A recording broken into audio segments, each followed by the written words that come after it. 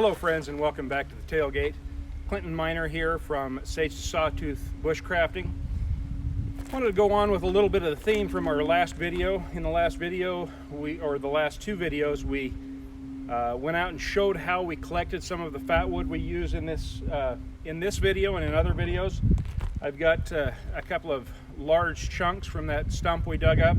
Also showed how a ferrocerium rod and a little scraping can get that fire started. I wanted to introduce you to, a little more specifically, our Fatboy Fatwood Ferrocerium rod. It's a product we promote, we produce, we put them together here at Sawtooth. It's a great product because what it'll do for you is it's thousands of fires in that little product right there. Well, maybe that's an exaggeration. Hundreds of fires in that little product right there. What we've done is we've married the fatwood that is so key to starting those fires and maintaining that fire with the ferrocerium rod. We put it together in a way that it is actually not glued in there. You can actually pull it out and reverse it so that once you get this end worn down a little bit, you can turn around and get the full value out of that ferrocerium rod. And we use very, very high pitch concentrate fatwood to put these together. This is the stripped down model. It comes with a lanyard and a little striking implement, a little piece of a hacksaw that you can use to strike on this. But today we're just going to use my Mora companion. I've put it in a little different sheath, but it's simply a Mora knife. It's been treated so that it keeps it from rusting. It's also been prepared on the back with a 90-degree angle. Mora leaves a kind of a rounded angle there. We prepare them with the 90-degree angle, and I'll show you why. We take this Fatboy Fatwood Ferrocerium rod. We start out with a little bit of the handle, and what we do is we will simply scrape some of that we will use to start the fire. Again, it doesn't take a whole lot, something about the size of a quarter to a $half worth of scrapings.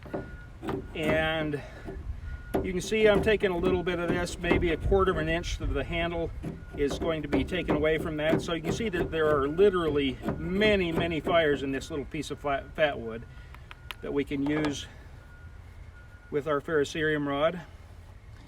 There's a nice little pile we'll put right there. That should probably be enough. We're going to go ahead and give that a try.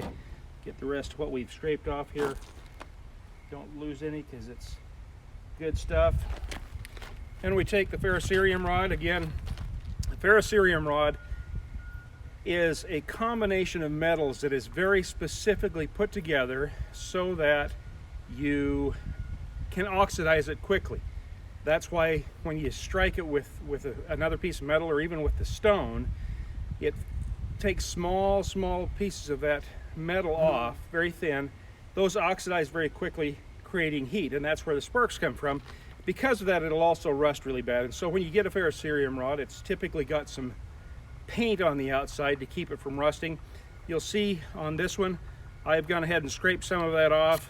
You want to do that because until you get past that paint, you're not going to get any sparks. But once you get past that, you see there's quite a lot of sparks. I've got my very small pile of fatwood shavings there, and all it takes is a little bit of a spark in the right place, and you see that I've got fire.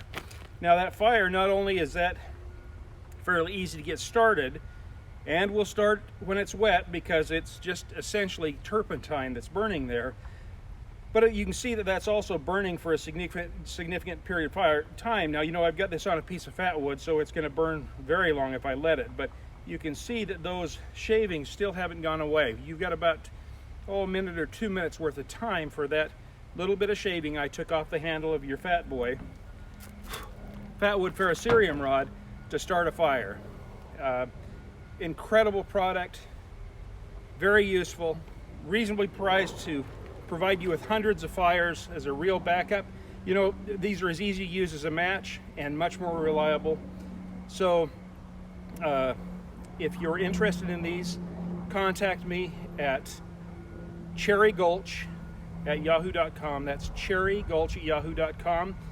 In the meantime, if you enjoy these videos, please, while you're here on YouTube, go down here in the corner and click like. Maybe it's over in this corner. Down in the corner, click like, and at the same time, if you please would, hit down here in the corner and subscribe. And while you're subscribing, hit the notices. That'll allow me to continue to grow my YouTube channel, share these videos, and ultimately be able to continue to share this knowledge I have with you about how to survive, but more importantly, how to thrive in the bush. That's what bushcraft is all about. Thanks, friends. God bless.